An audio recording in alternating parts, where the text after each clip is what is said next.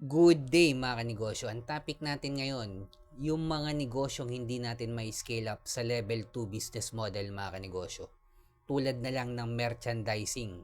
Ano ba yung merchandising mga kanegosyo? Tulad lang din siya ng sari-sari store. Ba't hindi na lang sari-sari store? Pero ito yung familiar kayo kung familiar kayo sa mga samot-saring paninda tulad ng halimbawa yung mga negosyo ng mga Musliman na may ballpen, may may gamot, may mga salamin, may mga may mga laruan, may mga samot-sari. Pero hindi lang siya sari-sari store, hindi lang siya mga goods. Kumbaga ibang ano naman siya, may mga school supplies, pero iba't iba pa rin. Kumbaga yun yung merchandising. Wala pa ring focus in one at hindi natin may scale up yan sa level 2 business model.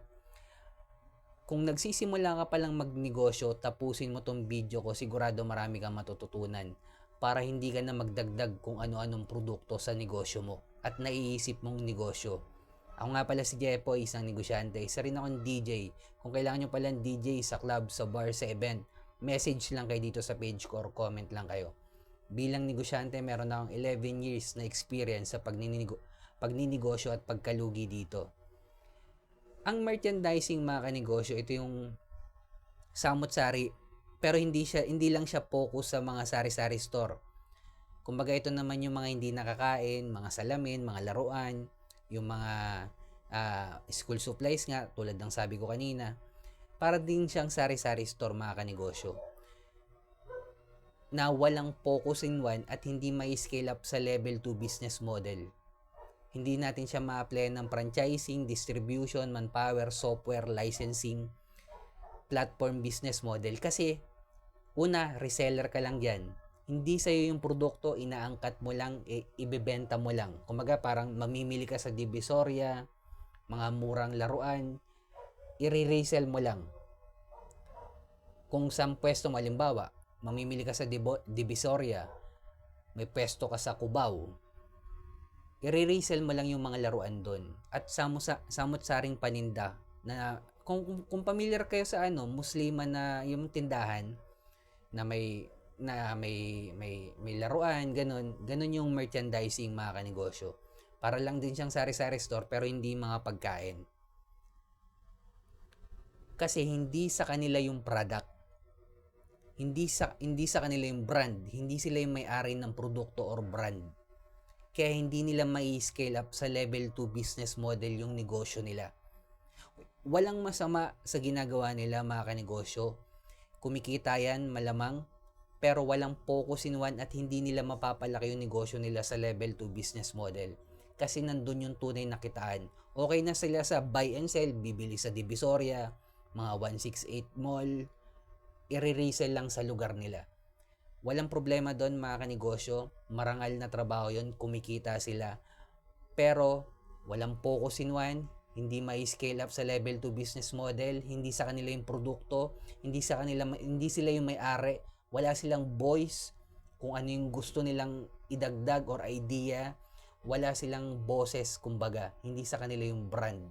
Reseller lang din sila mga kanegosyo. Kumbaga, kung hindi mo rin mapapalaki yung negosyo mo, or marahil hindi nila alam na may level 2 business model pa mga kanegosyo. Dahil ang alam lang natin mga normal na negosyante, buy and sell. Pero mahirap na sa mga matatandang negosyante, ito mga kanegosyo mahirap sa matatandang negosyante na baguhin yung nakasanayan nila. Kung nasanay na silang maraming tinda, wala na tayong magagawa dyan. Hindi na natin mababago yan. Kumbaga, fix na utak niyan. Pero sa mga nanonood sa akin na mga 20s pa lang, yung mga Gen Z na gusto magnegosyo, much better na nakafocus in one ka. Ikaw yung may-ari ng produkto.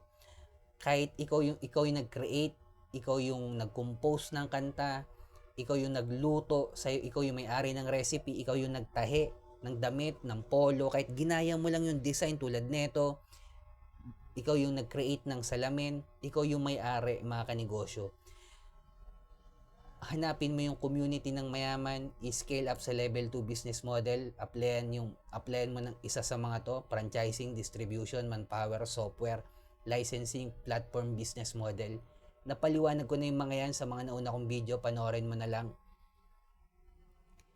Applyan ng sistema, at doon mga kanegosyo, pwede mo nang ibenta yung buong negosyo mo sa ibang tao at hindi ka nakikita sa pagbebenta per se.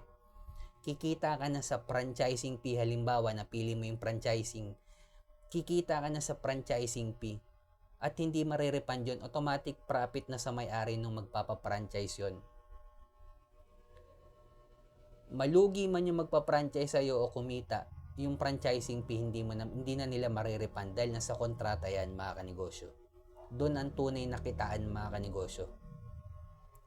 Hindi lang buy and sell. May iba pang model ng pagkita ng pera. Kaya, siyempre, panghuli, kailangan na rin natin gumawa ng original content. Bilang negosyante, kasama na sa trabaho natin yan.